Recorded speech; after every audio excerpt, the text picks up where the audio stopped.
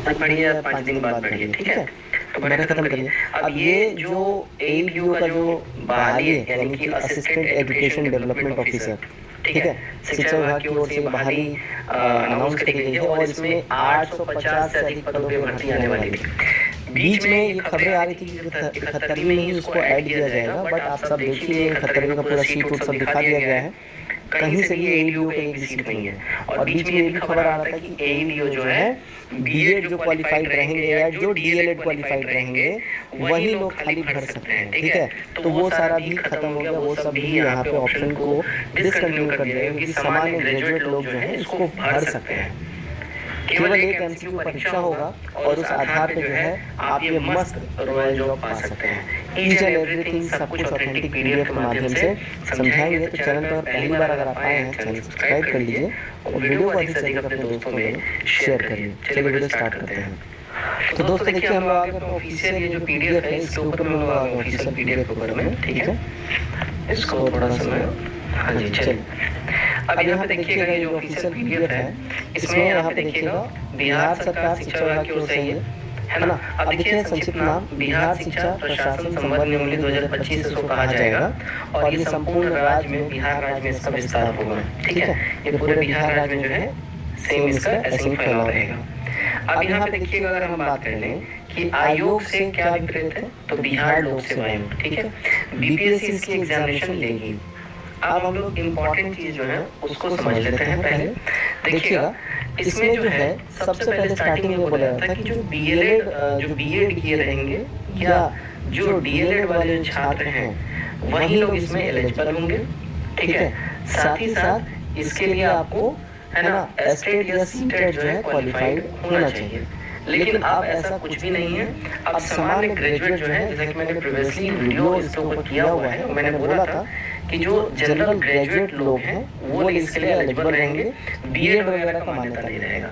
सबसे पहले हम बात कर लेते देखिए लेवल का, कि ये किस लेवल का आपको भर्ती मिलने जा रहा है, क्योंकि इसके संबंध में जो खबरें आ रही हैं कि देखिए इसका पूरा जो आप यहाँ पे देख रहे हैं अधियाचना जो है नियमावली तैयार है और बेसिकली पोस्ट के संबंध में माफ करिएगा सैलरी वगैरह के संबंध में सबसे पहले वित्त विभाग से जो है आपको अप्रूवल चाहिए होता है। तो वित्त विभाग के सामने अप्रूवल मतलब जो है प्रपोजल जा चुका है, बस अप्रूवल का वेट है। तो इसमें जो लेवल जो आपको मिलने वाली है देखिएगा ये लेवल 6 जो है इसमें आपको ऑफर किया जाएगा, ठीक है। लेवल 6 ऐसा खबर भी आ रहा है 5 या 6 के बीच में रहेगा, अभी फाइनल इस पे नहीं है, बट आपको इसमें लेवल 6 ही दिया जाएगा।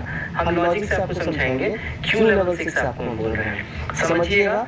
हम अगर अभी आप देखे होंगे तो अभी भर्ती आने वाला है ARAO का, यानी assistant revenue and accounts officer, ठीक है। ARAO का भर्ती आने वाला है, जिसके अंतर्गत जो पेपर है, पेपर में उसमें क्या है हिंदी का पेपर है जो कि 100 नंबर का क्वालिफाइंग है, उसके बाद एक GS का पेपर है, ठीक है। उसके बाद एक ऑप्शनल का आपका पेपर है। तो बेसिकली आपका जो मेरिट बनेगा वो 200 नंबर पे आपका मेरिट बनेगा, यानी कि दोनों पेपर आपका GS का पेपर और ऑप्शनल पेपर 100 नंबर जो उसमें मेरिट बनेगा। मोस्ट इंपॉर्टेंट चीज है वो लेवल 6 का भर्ती है ARAO का, ठीक है। और इसका भी मोटा मोटी वैसा ही सिलेबस रहेगा। अभी सिलेबस इसका डिटेल में हम डिस्कस करेंगे। तो लॉजिक समझ गए आप। तो लेवल 6 का जो है आपको ये भर्ती ऑफर किया जाएगा, ठीक है। लेवल 5 का कम चांस है क्योंकि इसमें ऑप्शनल वगैरह भी आपको एक सब्जेक्ट लेने के लिए बोला जाएगा, ठीक है। आगे और डेप्थ में हम लोग जाएंगे, ठीक है। दोस्तों अगर आप चाह रहे हैं किसी भी एग्जामिनेशन तैयारी करना तो मिशन कॉम्पिटिशन द्वारा 12,000 प्रश्नों का एक PDF तैयार किया गया है, जिसके अंदर हिस्ट्री, पॉलिटी, ज्योग्राफी और साइंस का PDF आपको प्राप्त होगा। इस PDF की खासियत है कि प्रीवियस ईयर क्वेश्चन साथ ही साथ मोस्ट एक्सपेक्टेड क्वेश्चंस जो है इसको समाहित करके बनाया गया है। PDF ऑनलाइन फॉर्मेट में अगर आप लेना चाहते हैं ले सकते हैं। 149 रुपये का वन टाइम पेमेंट करके दिए गए इस नंबर पे आप लोग पेमेंट करिएगा, स्क्रीनशॉट व्हाट्सएप पे शेयर कर दीजिएगा पेमेंट का, वहीं पे आपको PDF खाता दे दिया जाएगा। दोस्तों जैसा कि आप सभी जान रहे हैं 71वीं BPSC का आज से फॉर्म फिल होना स्टार्ट हो गया है। तो complete syllabus through daily target देके ये एक बैच स्टार्ट किया जा रहा है। इसमें बहुत इंपॉर्टेंट आपके लिए है कि इसमें BPSC का प्रॉपर लास्ट 10 डेज का आपके साथ PYQs शेयर किया जाएगा, लूसेंट प्रॉपर कवर कराया जाएगा, घटना चक्र सारे सब्जेक्ट का कवर कराया जाएगा, साथ ही साथ जितने भी स्टैंडर्ड बुक है फिर आपके मार्क्स बताए जाएंगे 1/3 डिडक्शन के बाद। तो ये प्रॉपर चल रहा है और साथ ही लेकिन अब इसका डायरेक्ट रिक्रूटमेंट होने जा रहा है, आपने अभी ये देख ही लिया है।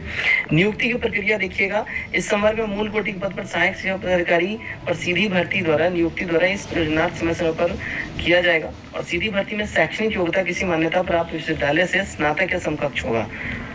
आपने यहाँ पे देख लिया, कोई भी बीएड का या तो फिर डीएलएड का जो है कोई भी आवश्यकता नहीं है ना, ना ही बीएड का और ना ही डीएलएड का आवश्यकता है। आप जनरल ग्रेजुएट हैं तो आप इसके लिए अप्लाई कर सकते हैं। न्यूनतम एज जो है 21 वर्ष मांगा जाएगा और मैक्सिमम, जैसा कि समान प्रशासन विभाग बिहार सरकार की ओर से रहता है 37 ईयर्स, वैसे आपका रहेगा, है ना। अब सिलेबस के इसका एक बार हम लोग डिस्कशन कर लेते हैं कि सिलेबस इसका क्या रहेगा। तो एज पर द सोर्सेज, जो कि खबर निकल के आ रहा है, आपका एक हिंदी का पेपर रहेगा। जिस तरीके से, जैसा मैंने आपको बोला था कि ARAO में जिस तरीके से पेपर है, बिल्कुल डिट्टो वही पेपर फॉलो किया जा रहा है। हिंदी एक पेपर रहेगा और ध्यान रखिएगा ये क्वालिफाइंग होगा, ठीक है। यानी कि 100 नंबर का जो पेपर है उसमें से कम 30 मार्क्स आपको लाना जरूरी है, तभी जाके आपका आगे का 2 पेपर चेक होगा। उसका सेकंड पेपर जो होगा वो GS पेपर होगा, ठीक है, जो कि ये मेरिट आपका बनाएगा। और एक पेपर ऑप्शनल रखा जा रहा है। अब यहाँ पे ऑप्शनल में ध्यान रखिएगा, क्योंकि ये सामान्य सभी ग्रेजुएट छात्रों के लिए वैकेंसी है, तो आपको ऑप्शनल में सारे ऑप्शनल का एक्सेस दिया जाएगा। BPSC के पास देखिए 37 ऑप्शनल सब्जेक्ट का एक्सेस है। वो 37 के 37 ऑप्शनल सब्जेक्ट को आप एक्सेस कर सकते हैं, क्योंकि सामान्य ग्रेजुएट पे है, कोई स्पेसिफिक डिग्री यहाँ पे नहीं बोला जा रहा है।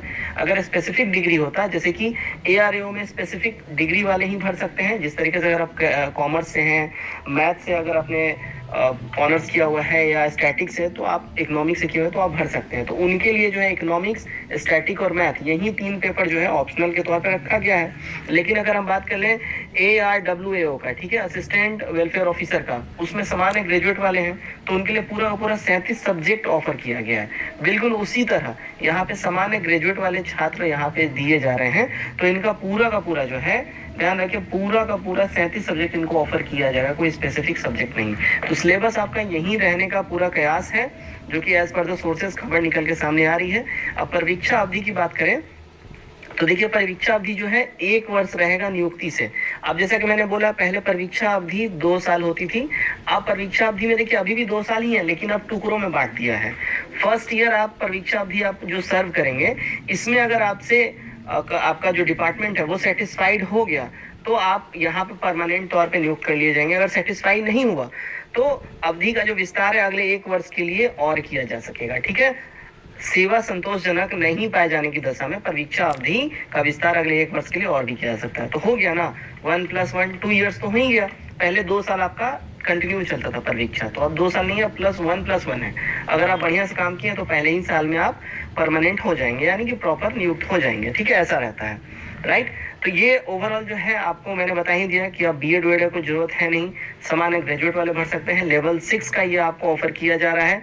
बहुत जगह 5 बोल रहे हैं, लेकिन लेवल जो है आपका, ये ध्यान में रखिए, लेवल 6 ही आपको ऑफर किया जाएगा, ठीक है ना। तो आपका ग्रेड पे जो है देखिए 3200 जो है ग्रेड पे आपका बन जाता है लेवल 6 पे, ठीक है। तो इस अनुसार ही आप लोग ये ध्यान रखिएगा ओवरऑल।